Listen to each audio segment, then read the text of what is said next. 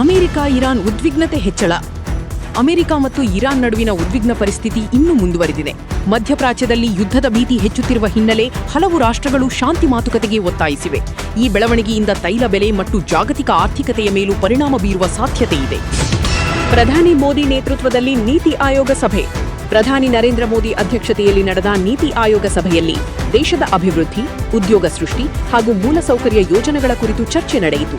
ಹಲವು ರಾಜ್ಯಗಳ ಮುಖ್ಯಮಂತ್ರಿಗಳು ಸಭೆಯಲ್ಲಿ ಭಾಗವಹಿಸಿದರು. ಗೃಹಲಕ್ಷ್ಮಿ ಯೋಜನೆಯಿಂದ 6 ಲಕ್ಷ ಫಲಾನುಭವಿಗಳು ಹೊರ.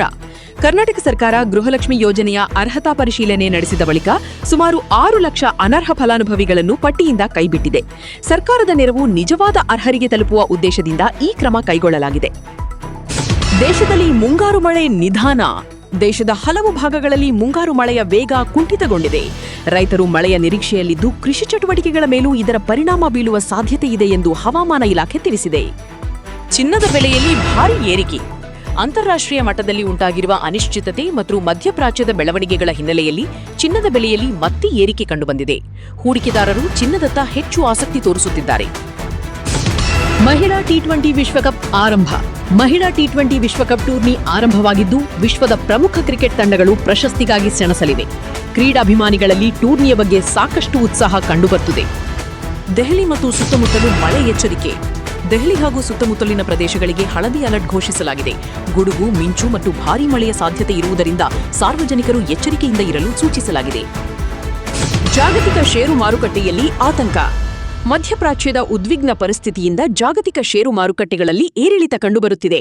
ಹೂಡಿಕೆದಾರರು ಪರಿಸ್ಥಿತಿಯನ್ನು ನಿಕಟವಾಗಿ ಗಮನಿಸುತ್ತಿದ್ದಾರೆ. ಕರ್ನಾಟಕಕ್ಕೆ ಹೆಚ್ಚಿನ ಅನುದಾನ ಬೇಡಿಕೆ. ಕರ್ನಾಟಕ ಸರ್ಕಾರ ರಾಜ್ಯದ ವಿವಿಧ ಅಭಿವೃದ್ಧಿ ಯೋಜನೆಗಳಿಗೆ ಕೇಂದ್ರ ಸರ್ಕಾರದಿಂದ ಹೆಚ್ಚಿನ ಅನುದಾನ ನೀಡುವಂತೆ ಮನವಿ ಮಾಡಿದೆ. ಮೂಲಸೌಕರ್ಯ ಮತ್ತು ಕಲ್ಯಾಣ ಯೋಜನೆಗಳಿಗೆ ಹೆಚ್ಚಿನ ನೆರವು ಅಗತ್ಯವಿದೆ ಎಂದು ತಿಳಿಸಿದೆ. ಕರ್ನಾಟಕದ ಹಲವು ಜಿಲ್ಲೆಗಳಲ್ಲಿ ಮಳೆ ಮತ್ತು ಗುಡುಗು ಸಹಿತ ಹವಾಮಾನ ಮುಂದುವರಿಯುವ ಸಾಧ್ಯತೆ ಇದೆ ಎಂದು ಹವಾಮಾನ ಇಲಾಖೆ ತಿಳಿಸಿದೆ.